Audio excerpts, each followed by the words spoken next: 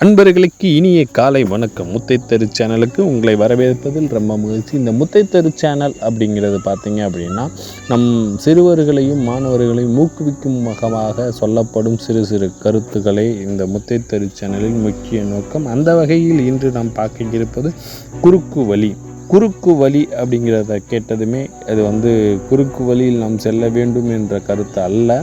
இது நம் ஒரு எண்ணத்தை எவ்வாறு உருவாக்க வேண்டும் என்றே இக்கதையில் சொல்லப்படுகிறது. நாம் எந்த பதவிக்கு போகதா திட்டமிட்டாலும் அதற்கேற்ப நம் தகுதிகளை வளர்த்து கொள்ள வேண்டும். இல்லாவிட்டால் அப்பதவி எதிர்பாராத விதமாக கிடைத்தாலும் நம் அறிவு அனுபவம் பற்றாக்குறையாக இருந்தும் நம் காட்டி கொடுத்துவிடும். நாம் எதை அடைய ஆசைப்படுகிறோமோ அதை பற்றி முழு விவரங்களை தெரிந்து நாம் தயார்படுத்த வேண்டும். பல மைல் தூரங்கள் சென்று சட்ட புத்தகங்களை இரவில் வாங்கி படித்து வழக்கறிஞரானவர்தான் நம் ஆப்ரஹாம் லிங்கன். அதிவேகமாக செல்லும் ஒரு விமானத்தை கண்டுபிடிக்க போகும் மனிதன் பொறியியல் பற்றி அறியாமல் எதையும் கண்டுபிடிக்க முடியாது. இரவோடு இரவாக ஒரு விதை மரமாக நாம் கேட்பதில்லை. இரவோடு இரவாக ஒரு விஞ்ஞானியாகவோ கலைஞராகவோ தலைவனாகவோ ஆவதில்லை. ஒரு மனிதன் ஒரு பாறையை பிளக்க அதன் மீது சம்பட்டி கொண்டு அடி மீது அடியாக அடிக்க அவன் 100வது அடியில் பாறை பிளந்தது. அவன் எனக்கு தெரியும் இந்த 99 அடிகளும் அந்த பாறையை பிளப்பதற்கு காரணமாக இருந்தது என்றாலும் தன்னை தயார் செய்து கொண்டு மனிதன் குறிக்கோள் அடைய திட்டம் வகிக்கின்றான். ஆனால் வெற்றியோ திட்டத்தை நிறைவேற்றும் செயல்திறனை பொறுத்து இருக்கிறது. பலருக்கு ஆசை இருக்கிறது, லட்சியம் இருக்கிறது. சிலர் சோம்பேறித்தனம் அடைந்து ஒத்தி போடுகிறார்கள். சிலருக்கு அவநம்பிக்கை பிறந்து விடுகிறது.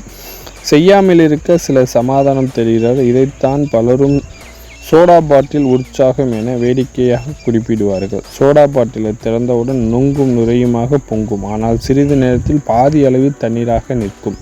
சிந்தனையும் உழைப்பையும் சேரும்போதுதான் அங்கே ஒருமித்த பலன்கள் உருவாகும். உலக மனிதர்களை 2 விதமாக பிரிக்கலாம். பேசுபவர்கள் என்றும் செயல்படுத்துவர்கள் என்றும். செயல்படுத்துபவர்களையே இவ்வுலகில் முன்னேறி வருகிறது. துரதிருஷ்டவசமாக நம் நாட்டில் உழைப்பை கேவலமாக காண்கின்றோம். உழைக்க வேண்டியவர்கள் நமக்கு கீழ் மனிதர்கள் என்று எண்ணிக்கொண்டிருக்கின்றோம். அடுப்படியில் புகுந்த எந்த பெண்ணும் முதல் நாளை சமையல் நிபுணராக ஆவதில்லை. மேதைத்தனம் என்பதெல்லாம் 1%, 99% கடும் உழைப்பு தான் என்றார் ஒரு மேதை. வெற்றிக்கு உழைப்பு தான் குறுக்கு வழி. நாம் வெற்றி அடைய வேண்டும் என்றால் உழைப்பு என்பதே நமக்கான குறுக்கு வழி என்று இந்த மூலம் சொல்லப்படுகின்றது.